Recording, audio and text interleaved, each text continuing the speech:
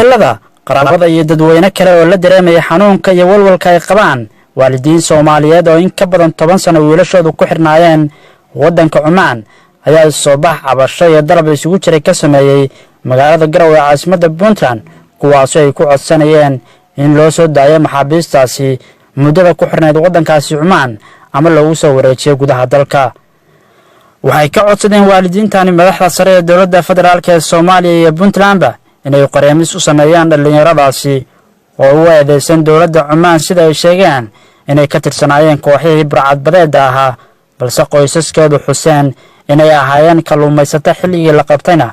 ku guda jiray shaqo maalmoodkoodii kalluumaysiga. Cumaan waxa naga xiray 3 wiil habeen walba waa lala baxaa 5 iyo 6 baa lala baxaa kii maydaan kuwa talaagada 10 sano ku jiray baa jiro ku matootahay waxaanu halka u soo baxnay inaanu dhawaaq dheer qayshano madaxdayada Soomaaliya ha noolaato waxaan codsanaynaa oo madaxdayada sharaf kale ka codsanaynaa in la soo daayo wiilasha wixii nool haddii xabsi loo wareejinayana Puntland iyo meel kasta Soomaaliya naga ku soo wareejiyo. Barnaamij nabadeed bay isugu soo baxeen waxayna raadinayaan dad ka lumay oo kaga xiran magaalada Cumaan oo aad ugu silcsan kuna xukuman 25 sano. waxaanu leenahay dawladda sharafta leh inay baadi doonaan wiilashaas ay hooyooyinkood u dhibaataysan yihiin. waxaana rabnaa in lagu soo celiyo dalka Soomaaliya meel kasta ha ahaato wixii nool la isuna taago dadkaasna si degdeg ah khabartooda naloo siiyo. dhalinyaradaas qaar baa go'ay qaar baa talaagada ku jira intii kale waxay ku xirayeen Cumaan dhalinyaradu dhibaato ayaa ku jirta mana noola mana dhiman. waxaan ka codsanaynaa dowladda federaalka Farmaajo khayro in ay adduun weynaha ugu tagaan dhalinyaradaas.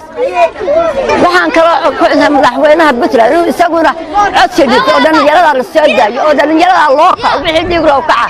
Farmaajo waxaan codsanayaa raga cadiban Cumaan ku xirxiraan codadkooda dhiiban karin jeelka ku cagaarta cadibaad u saaran tahay 10 sano xiran caruurtoodii ooyayaan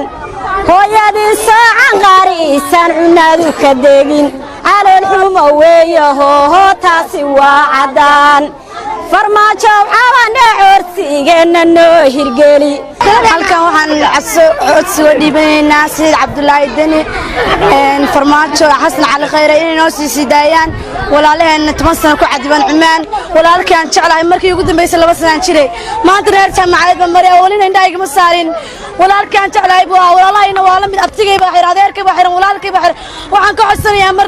marka waadima saddexaad waxaan ka codsanayaa inay noo sii daayaan wiilasha ka dhibaataysan. dawladda Soomaaliyeed waxaan ka codsanayaa walaalahayna muslimka ah iyo aabahay oo igu dambeysay anoo 2 sano jira inay noo soo daayaan waa aabahay hadduu iga soo horbaxo ma garanayo islaamka Ilaahay waxaan ka baqaabsanayaa inay aabahay noo soo daayaan iyo ummadda kale muslimka meesha ku xiran. horay dawladda Soomaaliyeed ayaa uga jawaabtay cabashada iyo walwalka boqolaal waalidiin Soomaaliyeed kuwaasi oo walwalkii ay ka qabeen ilmahoodu isu bedelay farxad